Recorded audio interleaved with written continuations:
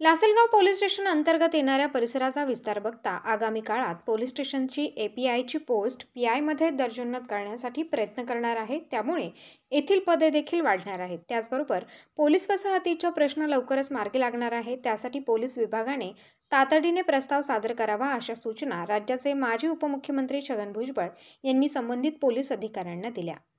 महाराष्ट्र राज्य पोलीस गृहनिर्माण व कल्याण महामंडळ मर्यादित मुंबई यांच्या निधीतून साकारण्यात आलेल्या लासलगाव पोलीस स्टेशनच्या नूतन इमारतीचे लोकार्पण राज्याचे माजी उपमुख्यमंत्री छगन भुजबळ यांच्या हस्ते करण्यात आले। यावेळी आयोजित कार्यक्रमात ते बोलत होते।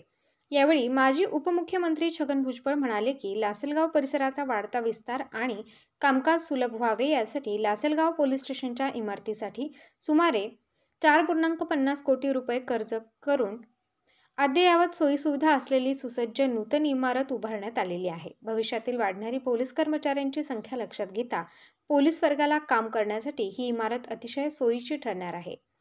लासलगाव येथे आशिया खंडातील सर्वात मोठी कांद्याची बाजारपेठ असल्याने या ठिकाणी दिवसभर शेतकरी वर्गांची मोठी वर्दळ असते। तसेच मोठी आर्थिक उलाढाल या ठिकाणी होत असते। त्यामुळे येथे कुठलाही गैरप्रकार होणार नाही यासाठी पोलीस यंत्रणेने तितकेच सतर्क राहणे आवश्यक असल्याचे त्यांनी सांगितले। ते पुढे म्हणाले की विस्तारात असलेल्या या शहरात कायदा व सुव्यवस्था कशी राखली जाईल याकडे देखील पोलिसांनी विशेष लक्ष द्यावे। लासलगाव पोलीस स्टेशन अंतर्गत येणाऱ्या परिसराचा विस्तार बघता आगामी काळात पोलीस स्टेशनची एपीआयची पोस्ट पीआयमध्ये दर्जोन्नत करण्यासाठी प्रयत्न करणार आहे। त्यामुळे येथील पदे वाढणार आहेत। तसेच पोलीस अधिकारी व कर्मचारी वसाहतीचा प्रश्न मार्गी लावून सुसज्ज पोलीस निवासस्थाने निर्माण करण्यासाठी आपण प्रयत्नशील आहोत। यासाठी आपण नुकतीच मुख्यमंत्री देवेंद्र फडणवीस यांची भेट घेतली आहे। त्यांनी तातडीने प्रस्ताव सादर करण्याच्या सूचना दिल्या आहेत। त्यामुळे लवकरच हा प्रश्न देखील मार्गी लागणार असल्याचे त्यांनी सांगितले। यावेळी माजी आमदार कल्याणराव पाटील, पोलीस अधीक्षक विक्रम देशमाने, अधीक्षक अभियंता सपना कोळी, पोलीस उपअधीक्षक निलेश पालवे, सहाय्यक पोलीस निरीक्षक भास्कर शिंदे, पोलीस उपनिरीक्षक पवन सुपनार वाळके, येवला विधानसभा अध्यक्ष वसंत पवार, भाऊसाहेब भवर, माजी जिल्हा परिषद अध्यक्ष पंढरीनाथ थोरे, माजी जिल्हा परिषद सदस्य ज्ञानेश्वर जगताप, जयदत्त होळकर, डॉक्टर श्रीकांत आवारे, सरपंच योगिता पाटील, रामनाथ शेजवळ, अनिता ब्रह्मेचा, मंगेश गवळी, धर्मेश जाधव, मच्छिंद्र थोरात, बाळासाहेब पुंड, सचिन दरेकर, अफजल शेख, शिवाजी सुपनर, संतोष राजोळे, पांडुरंग राऊत, कंत्राटदार प्रशांत सारडा, आर्किटेक्ट जयंत कोलते यांच्यासह अधिकारी, पदाधिकारी व विविध क्षेत्रातील मान्यवर उपस्थित होते। महाराष्ट्र 7/12 न्यूजसाठी किशोर बस्ते। भुजबळ साहेब, माजी उपमुख्यमंत्री आणि गृहमंत्री महाराष्ट्र राज्य, माजी आमदार श्री कल्याणराव पाटील साहेब, सरपंच योगिता पाटील मॅडम,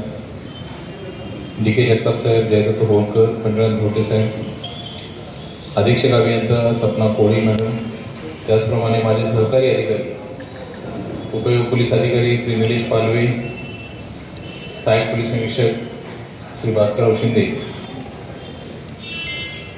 सर मुख्यमंत्री महोदयांचं 100 दिवसाचा आम्हाला जो प्रोग्राम दिलेला आहे आणि त्यामध्ये आम्हाला सांगितलेलं आहे की बाथरूम सगळे व्यवस्थित क्लीन करा, रेकॉर्ड चांगले ठेवा। आणि सर आपल्या मतदारसंघामध्ये आम्हाला फक्त बाथरूमने 2 नवीन बिल्डिंग मिळाल्या सर या 15 दिवसामध्ये। तो क्लिनलीनेस ड्राईव्ह आम्हाला घ्यायचा आहे। तर हे 2 मागच्या आठवड्यामध्ये येवलाचं सर उद्घाटन झालेलं आहे, येवला शहर पोलीस स्टेशनचं। आता लासलगाव पोलीस स्टेशनचं उद्घाटन झालेलं आहे। हे दोन्ही इमारती अत्यंत चांगल्या झालेल्या आहेत। ही पर्टिक्युलर इमारत नॉर्मली आमचा थोडा प्लॉट मोठा असतो, परंतु ही ज्या प्रकारे बसवलेली आहे 1+2चं स्ट्रक्चर आहे, 10,000 स्क्वेअर फूटमध्ये सर बसवलेली आहे, 12 बांधकाम केलेलं आहे, अत्यंत चांगली इमारत झालेली आहे सर। आणि आमच्या त्या सर आता वर्कशीटमध्ये आम्ही घेऊ की आमचं काम चांगलं झालेलं आहे, पण आपल्या आशीर्वादाने आपल्या जे आपण फॉलोअप घेतला त्यामुळे सर या 2 बिल्डिंग्स झालेल्या आहेत। तिसरं सर आपल्याकडे येवला तालुका पोलीस स्टेशन आहे, त्याची सुद्धा बिल्डिंग सर नवीनच आहे। म्हणजे तिन्ही पोलीस स्टेशनच्या बिल्डिंग सर चांगल्या झालेल्या आहेत। आपले सर मी खूप खूप आभार मानतो। अधीक्षक अभियंता जे आहे सपना कोळी, नंतर महाराष्ट्र हाऊसिंग जे आहे जी मॅडम, त्यागी मॅडम सगळे। आता आपण पाहिलं तिकडे प्रयागला काय झालं, हे किती काय कोण म्हणतो एवढे गेले, कोण म्हणतो तेवढे गेले, चंद्राचे स्टँपिंगमध्ये गेले, कशा काय ह्या घटना फार कुठे आपल्याला जास्त काळजी घ्यायची, कुठे रस्ते बंद करायला पाहिजे. मागच्या वेळेला आपण ते घाट वगैरे बंद करून केलेले आहे. नदीचे घाट त्यावेळेला शेतकरी जलसंपदा मंत्री त्यांच्याकडून 200-300 कोटी रुपये घेऊन आपण ते घाटाचं काम केलं. आपण त्र्यंबकेश्वरला